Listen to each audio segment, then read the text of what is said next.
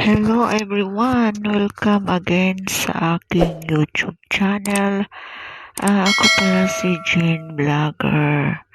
Andito na naman ako para mag-share sa aking Hong Kong to Macau Explore. So ito guys, itong picture na to, nasa loob na kami ng MTR papunta ng Diamond Hill kasi doon kami sasakay sa bus stop doon sa Diamond Hill papuntang Macau. So yung sasakyan namin guys is A&E bus. Yung naghalaga yung ticket namin nabili is 280 HKD. So guys, nakarating na kami dito sa Diamond Hill. So habang naghahantay kami ng bus, nagpicture-picture muna kami para hindi maboboring yung mga life namin dito habang mainit-init yung panahon. So, andito na guys yung picture-picture.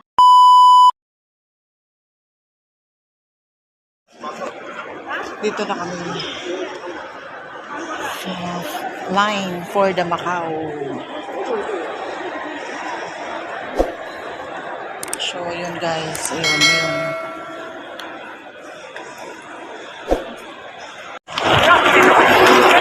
So, ayun na guys. Ay, hinahabol namin yung oras namin para makasakay kami doon sa pinakaunang ferry or airplane. So, hindi pa namin alam guys yung sasakyan namin. So, dito pala kami dinideliver sa airport. So, kumbaga is yung sasakyan namin is hindi pa namin alam kung ano talaga, barge ba or airplane. So, ganyan lang siya guys.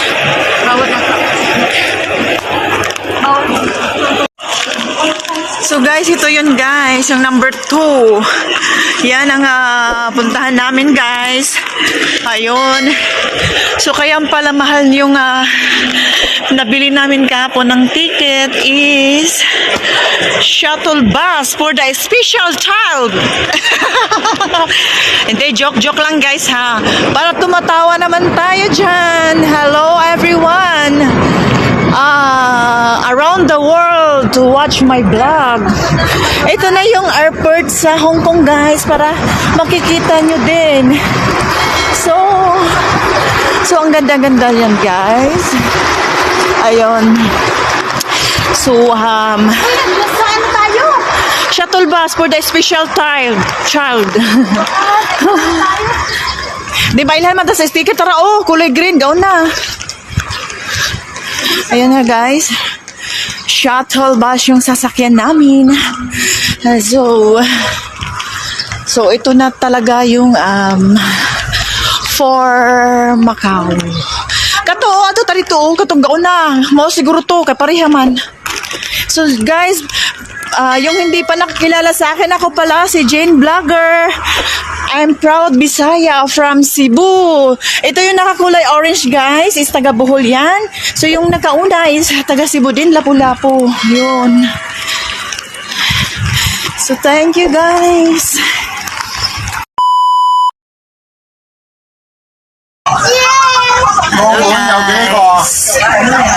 Sumasakay na kami ng bus papuntang Macau. Doors. Hello. Hong Kong to Macau Explore. So hello guys. Papunta na po kami ng Macau. Ito yung dinadaanan namin. So, napakagandang view natin kahit simple lang. So ayan siya, nasa yung Choi Tao pa kami. So anyan, dadaan kami dyan sa kumbaga is yung bridge.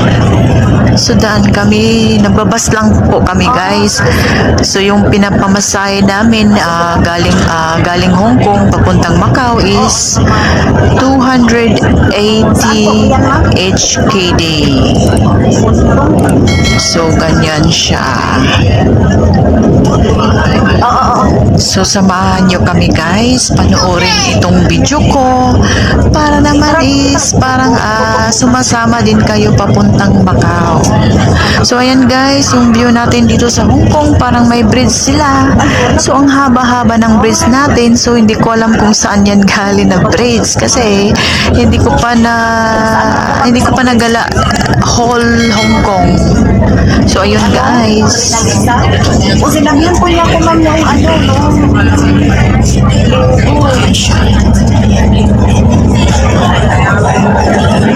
At saka guys, pakipress naman sa button natin dyan sa baba para makasubscribe kayo para masusundan nyo yung video ko sa next upload. So, ayan guys.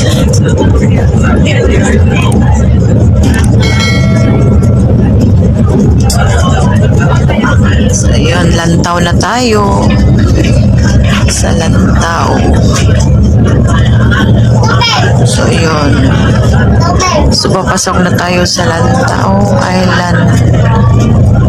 So, ganito yung daanan dito sa Hong Kong, guys. Hindi kagaya sa Pinas na traffic. Dito is free. Walang traffic. Ayun.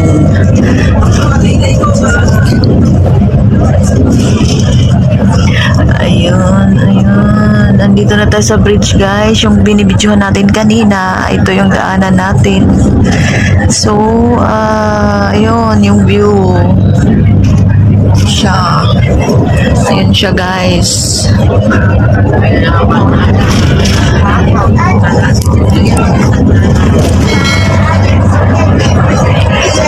Ayun siya, yung view ng dagat natin dito sa Hong Kong.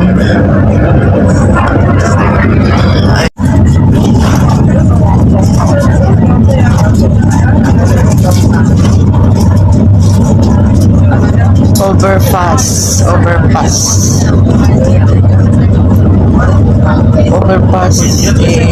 puntang Macau.